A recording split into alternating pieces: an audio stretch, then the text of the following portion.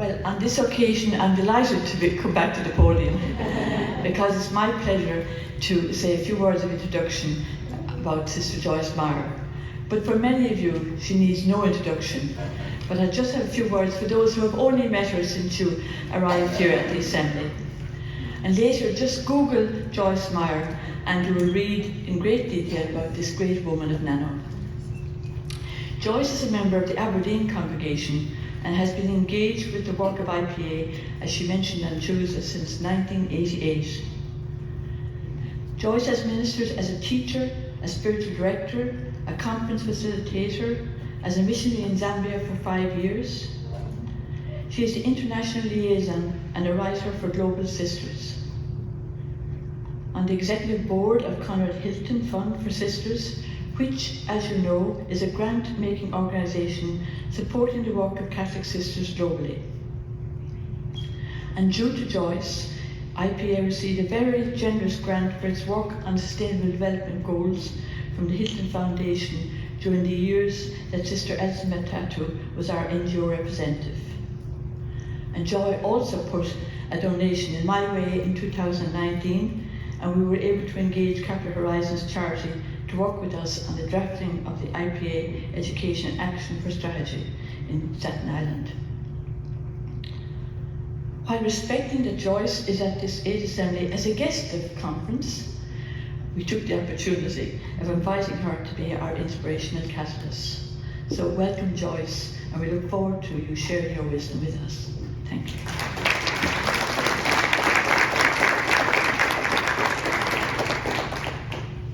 They often say that it's really good to be able to tell a story or tell a joke or something before you start, and I'm not a joke teller. But I will tell you a little story about myself. I have a lot of stories I could tell, but my name is very famous. How many of you have heard of Joyce Meyer, the evangelist? Quite a few. One time when I was traveling around the world as executive director of Hilton Fund, I went to Uganda and I got out of the plane, was walking out to find the sisters who were going to meet me, and I see this huge crowd of people standing outside the door, and somebody had a sign, Sister Joyce Meyer.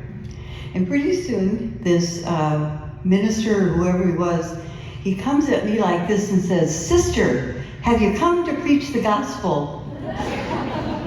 I didn't know what to do exactly. At first I was taken aback, and then I remembered, oh, it's my famous name. All over the world, hotels, airports, people say, "Oh, I'm so happy to meet you. I've always wanted to meet you." So anyway, my name always goes before me no matter where I go. But anyway, for today, yes, Sister Anne Marie contacted me a few weeks ago and asked me if I'd be willing to speak about a justice agenda for now and into the future. I thought, oh my gosh, what is she asking me? Because I have no idea. I'm not a futurist and I'm not an expert.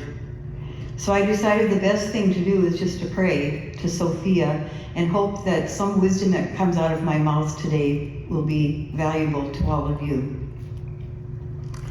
But as I was reflecting on what I did want to say, the word hunger really caught me.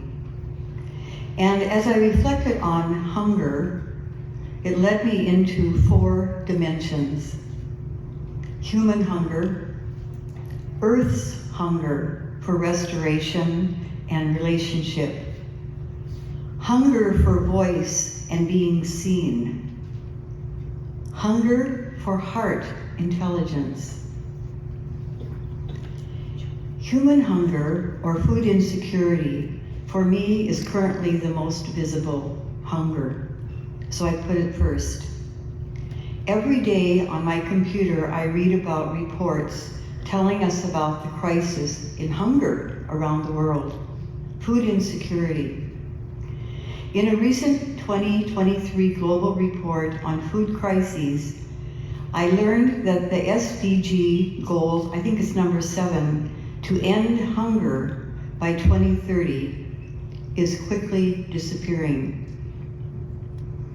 I became more aware of this last year at the Hilton Humanitarian Prize ceremony when Hilton Foundation gave $2.5 million to the Norwegian Refugee Council. But what they described was a huge problem they face with food shortages. They're not alone. The same message is coming from relief groups all over the world, responding to the plight of thousands of families fleeing from their homes because of conflict, climate, and economic shocks.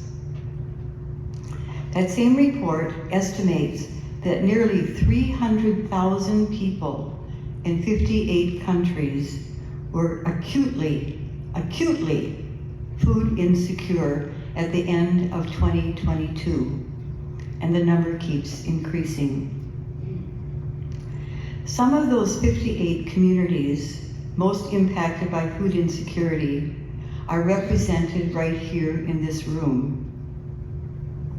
I think there are about 10 countries. So if you would please stand so we can see the face of food hunger. India. And stay standing. Pakistan. Papua New Guinea. Ecuador. Zambia. Philippines. Thailand. Dominique. Slovakia. Palestine. And migrants in Israel, from Israel. Look and see the faces of hunger that these sisters represent. Thank you. The sisters in Zambia and Zimbabwe not only experience this hunger among their own people, but they're also impacted by countries surrounding them. Mozambique, Malawi, Madagascar, Ethiopia, South Sudan. All these countries are reeling from the effects of climate and displacement disasters causing food insecurity. Our presentations in Latin America, Ecuador, Chile, Bolivia, Peru are influenced and affected by climate and conflict issues among their neighbors. Haiti, Colombia, Central American countries, particularly Guatemala. We have all of our sisters here from India, Pakistan, Philippines, Thailand, Papua New Guinea, living daily in conflict situations, climate and economic shock. The Ukraine war has impacted the entire food chain as they provided with Russia. These chains are disrupted. Commodities of wheat, corn, sunflower oil, and of course fuel to transport these things worldwide. And because we're all interconnected, we all feel that distress. But in my part of the world, it's those kept poor that really feel the greatest burden of high food prices. So what are the solutions of food insecurity that are being implemented?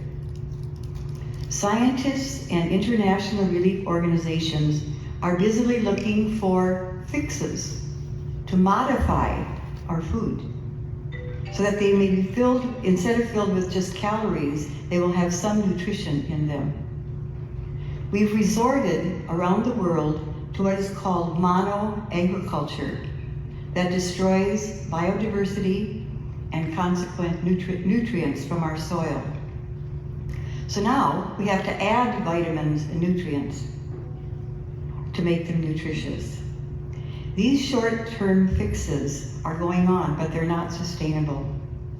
So what is the future then to food? Thankfully, there are long-term solutions being initiated by individuals and local grassroots organizations of farmers. Among them are right here in the room, again, sisters. Together they are all responding to the second, but actually the most basic hunger of that need, and that's the hunger of the earth. The hunger of the earth for relationship and restoration. And if we regain that relationship with our land and earth, and once that's restored, the hunger of families and communities can be satisfied. Nutritious, not just calorie-dominated food will be available. Our earth hungers to be restored, brought back to life with all the missing insects and microbes that are needed to produce healthful food. Nutritious food would also mitigate all the increasing healthcare needs that we are experiencing around the globe. These grassroots movements around the world are engaging in 3 kinds of farming that I know of, and I'm just starting to learn some of this myself. Regenerative, permaculture, and restorative farming. Because they've all learned that it is the soil that hungers for regeneration and restoration. And they're willing to take the time and effort to restore those relationships. But of course, we also have the voices of resistance. Profit, the voices for profit, and the voices that it's too risky to make the change to do this kind of new farming. Their solution then is to keep buying up land, to plant the 4 major crops that provide most of the world's food: wheat, corn, soy, rice, and planting them over and over deplete the soil. And the small farmers of the global south in particular are at a disadvantage because they don't have the capital to buy more land. They have only a few acres, and yet ironically, those small farmers are the ones that are trying to restore the relationship of the earth and the biodiversity of nature. The third hunger is the longing of women, children, and indigenous peoples to be recognized, heard, and seen. But of course, being recognized, heard, and seen takes time and listening, something that often our dominant cultures don't seem to value, as they continue to seek quick fixes. Do the quick thing. Quick fixes depend primarily on brain intelligence, but listening more deeply takes a different kind of intelligence, heart intelligence. I don't know if any of you have read the book, The Little Prince.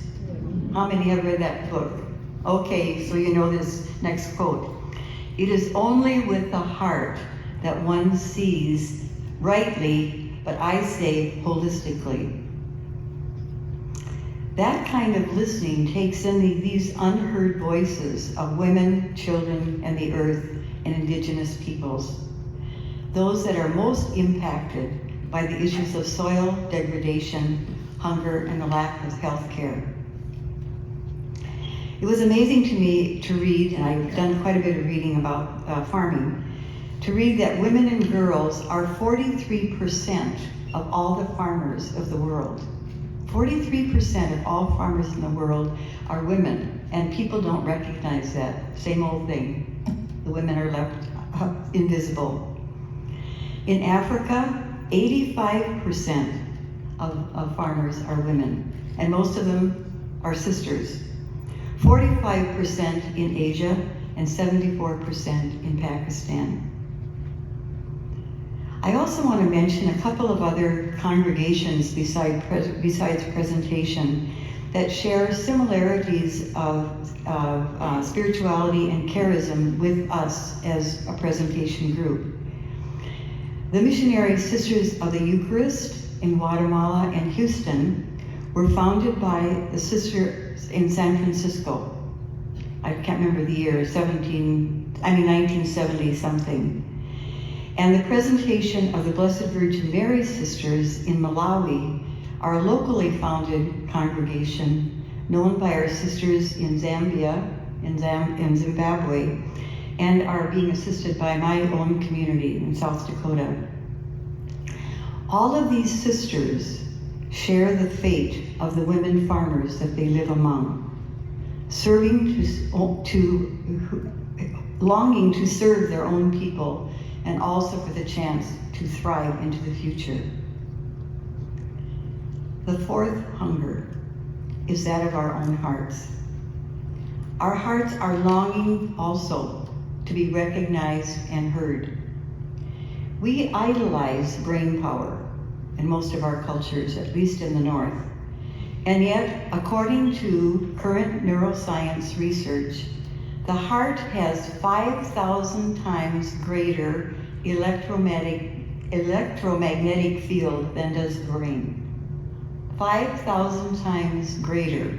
Your hearts take in more information than the brain does, and yet we rely on the brain. Think of what we're missing. All of us need heart education. And not just emotion that I'm talking about, but heart energy also relies on intuitions, and all of us have those. Feelings that we push aside. You know, all those feelings that we get and we say, no, I don't want to feel that, and so we push it down. Things that make us uncomfortable. Or the hunches that come to us now and then out of the blue that we ignore, and then later on say, darn, I wish I had paid attention to that. Wish I had stood up and spoken. But we didn't follow that intuition or that urging within us. Using heart intelligence determines the kind of presence we bring to any situation, and people have talked about that during these days. For us, as presentation people, our practices of contemplative prayer help us to integrate those kinds of heart energies. But they're also needed in times of action. We call ourselves contemplatives in action. So what might contemplation in action look like? A book that I really love is called Transformational Presence by Alan Seale. And it helped me to articulate what contemplative action looks like. Actually, I'm a woman of action myself. I like results, and I want to get done yesterday. I don't like going through these long processes. So I sometimes forget that real transformation takes time. I may have a vision of something, but the vision itself has its own rhythms and its own needs for space to evolve, taking patience and commitment. A story that I love that came from the Middle Ages helps me remember this truth. And it's a scene where someone's walking along the street and the person sees another one laying bricks and comments to her, I see you are a bricklayer building a wall. And the bricklayer stops for a moment, looks up, and gently responds, no, I'm not a bricklayer. I'm a builder of cathedrals. That bricklayer had a larger vision of her seemingly small and what others might think insignificant action. She saw what she was doing, the little piece, in a larger vision, something far beyond herself. Her vision was actually transgenerational, and I think Maurice is the one that mentioned that word the other day. And it's similar to what our Native Americans practice in decision-making, keeping in mind the 7th generation, even though they don't know what the future will bring, but at least thinking ahead that far. So what might be the process for intergenerational thinking and decision-making? Alan Seale suggests 3 questions that are more for the heart than the head or the brain, because they take deep listening. We can ask, what wants to happen here? What is the situation asking me to be? Not what do I want to be, what is it asking me to be? And what is the situation asking me to do? So other ways of saying it is, what's the opportunity available? What's the breakthrough waiting to happen? What's the situation trying to tell me or us? And what's emerging already? The second question is, who is the situation inviting me to be? What is the presence I'm invited to bring? The qualities of leadership or stewardship. Courage, truthfulness, playfulness, creativity. The third question is a call to action, and I say an emphasis on call, not taking control, which I love to do. Not something to be figured out by the brain, but instead what is being sensed that can be assisted to happen. What might be needed for the next moment of its evolution? What is the next step for the emerging evolution?